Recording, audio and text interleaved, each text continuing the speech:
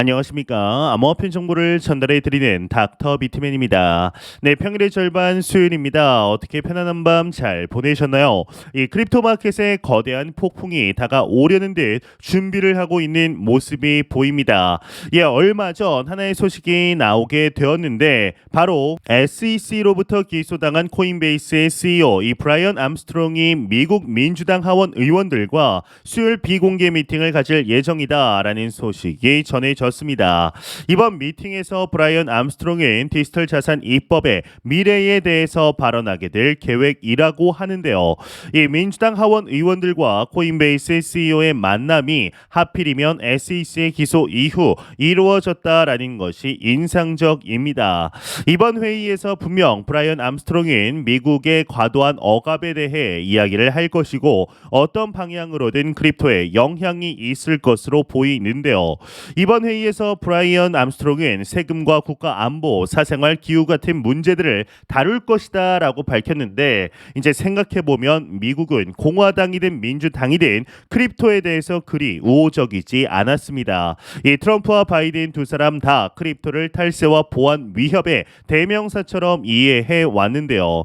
이 민주당 입장에서는 바이든의 재선을 성공시키기 위해 크립토 진영의 의견도 어느 정도 들을 필요가 있습니다. 더구나 SEC가 저렇게 미쳐 날뛰는 이유도 규제가 없기 때문인데 게리 겐슬러와 야후 파이낸스의 인터뷰를 보면 SEC가 법안 검토에 미온적인 부분도 분명히 있긴 하지만 역시나 문제는 명확성 부족입니다. 이 브라이언 암스트롱은 대놓고 SEC 겐슬러 위원장을 이상한 사람이다라고 부른 바 있습니다. 그런 그가 이번 민주당 하원 의원들과의 미팅에서 어떤 발언을 할지에 대해 기대가 모이고 있는데요. 여기서 우리가 미국 입법부와 사법부의 미세한 스탠스 변화를 캐치할 수 있는데 이 사법부는 리플 소송을 통해 거래소에서 거래되는 개인 간 토큰을 증권이 아니라고 규정을 했고 입법부는 코인에 대한 법안을 만들기 위해 움직이고 있습니다. SEC만 증권법을 가지고 코인을 재단하려고 하고 있는데 이를 보았을 때 미국은 확실히 변화하고 있다라고 볼 수가 있겠죠. 이제 이러한 변화의 흐름을 느끼는 것은 현재 시장에 실제적인 투자를 진행하고 있고 정보를 긴밀하게 찾아보는 여러분들과 저와 같은 투자자만이 흐름을 느낄 수가 있습니다. 이제 당장의 여러분들 주변만 돌아보더라도 비트코인 하면 아직도 도박으로 보는 분들이 부지기수다라는 것을 알 수가 있는데 과연 그리 멀지 않은 미래 크립토에 투자된 투자자들과 아닌 투자자들 간 자산의 격차 속 누가 웃고 있을지 기대가 될 수밖에 없는 것 같은데요. 이런 소식과 더불어서 지난 6월 블랙록의 현물 ETF 소식 속에 시장은 환호를 하게 되었습니다. 또한 최근 SEC로부터 블랙록 ETF를 포함한 총 6개의 ETF 상품의 공식 심사를 시작하게 되었는데 이러한 흐름 덕분일까요? 아시는 분들은 아시겠지만 전 세계 최초로 현물 ETF 신청에 성공한 상품이 있죠. 바로 캐나다의 퍼포즈 비트코인 ETF인데요. 최근 퍼포즈 ETF로의 이제 자금 유입이 크게 증가를 하고 있다고 합니다. 이제 퍼포즈 비트코인 ETF의 티커는 BTCC로서 BTCC 이 글래스 노드 데이터 기준은 이 6월과 7월 무려 5,638개의 BTC에 해당되는 이 자금 유입을 기록하게 되었습니다.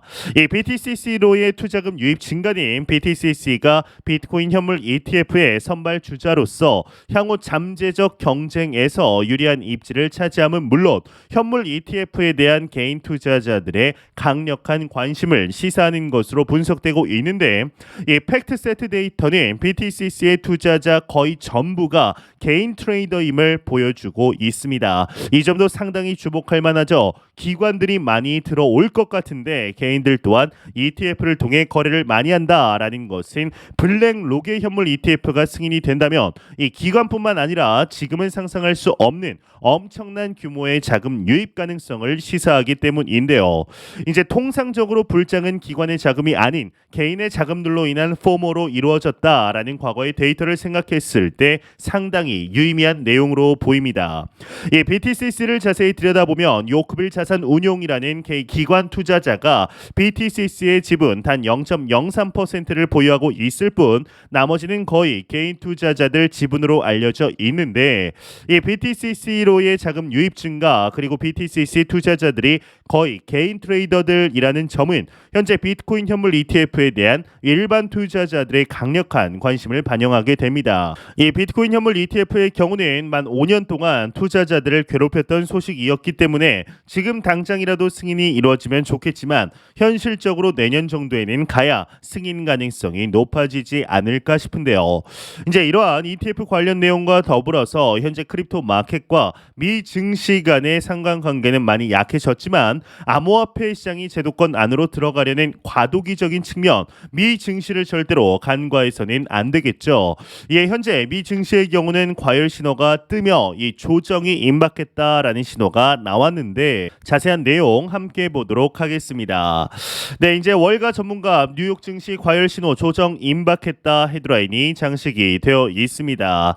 이 뉴욕 증시 주요 지수가 올해 가장 높은 수준을 기록하고 있는 가운데 과열의 신호가 감지된다. 월가의 전문가들의 분석이 이어졌다고 합니다.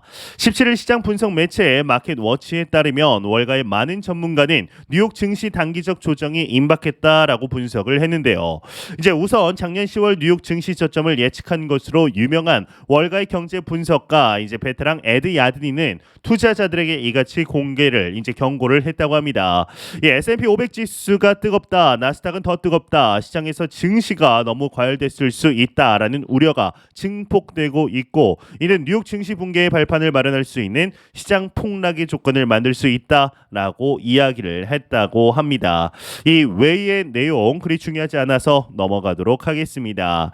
네, 여기 보면은 이제 주식 간 미 증시의 공포 탐욕 지수를 보면 익스트림이 그리드가 나와 있습니다. 이 극단적인 탐욕 단계 크립토 마켓에서는 2단계를 본 게 언제였는지 기억도 안 나는데 지난 1월부터 가파르게 상승분이 찾아왔을 때도 이 단계에는 미치지 못했던 것 같습니다.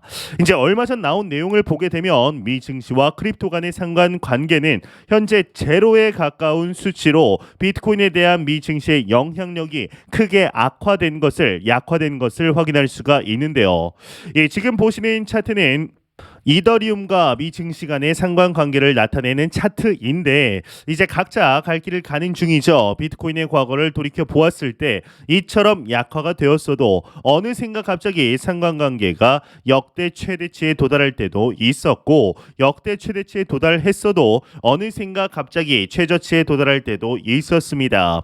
현재 단기적으로 중요한 매크로 변수인 7월 FOMC 이후 어떻게 움직이느냐가 참 중요한데 일단 인플레이션 둔화에 대한 언급들이 지속적으로 나오기에 작년과 같이 나쁜 그림은 나오지 않은 상황들이 연출되고 있는데요. 이 정도 상황만 내년까지 이어지게 된다면 유지해 준다면 충분히 반감기 이후 상승의 조건들이 만들어질 것으로 보이는데 과연 어떻게 될지 한번 지켜보도록 하겠습니다. 네, 안 보고 가면 섭섭하겠죠. 마지막 크립토 공포 탐욕 지수입니다. 이 전날 대비 지금 2포인트 상승한 56포인트를 기록하면서 여전히 탐욕 단계에 나타내고 있습니다. 이 지수 0이면 공포, 100이면 낙관을 의미하게 되는데요. 네, 현재 시간이 지날수록 이 크립토 마켓은 정말 폭풍 전야와 같은 모습을 보여주고 있습니다. 리플과 SEC 간의 이제 소송의 약식 판결이 판사의 명령으로 인해서 리플 사법면 상당히 유리한 모습을 보여주었지만 XRP의 가격 상승분 당일날 70%의 상승분을 보여줬을 뿐 조금은 아쉬운 모습을 보여주고 있는데요. 하지만 시간이 지날수록 SEC의 항소 가능성은 줄어들고 오히려 이제 판사가 상급법원에 미루지 않고 본인이 판결했다, 본인이 책임을 졌다라는 것 자체가 SEC가 항소를 하더라도 추가적인 증거를 제출할 수 없는 상황이기 때문에 더욱더 XRP, 리플사의 긍정적인 모습이 보여지고 있다, 굳히기에 들어가고 있다라고 볼 수가 있을 것 같습니다. 참 힘든 시간들 정말 지나오고 있는데 이 터널의 기나긴 암흑 터널의 끝에 빛이 어렴풋이 보이는 듯 하고 있는데요. 매형상 말씀드리지만 절대로 단기적인 시각으로 이 시장 바라보지 마시고 장기적인 시각으로 또한 오랜 시간 동안 함께할 수 있는 여유 자금을 통하여 투자를 진행하시길 진심으로 바래 보도록 하겠습니다. 네, 제가 준비한 소식 여기까지입니다. 영상 도움이 되셨다면 구독과 좋아요 그리고 광고 한 편만 처음부터 끝까지 시청 부탁드립니다. 이 채널은 오직 광고 수익으로 운영이 되게 됩니다. 항상 영상 시청해 주시는 시청자분들, 구독자분들 너무나 감사드립니다. 오늘 남은 시간 잘 마무리하시길 바라면서 저는 더욱 도움이 되는 영상으로 찾아뵙도록 하겠습니다. 지금까지 닥터 비트맨이었습니다. 감사합니다.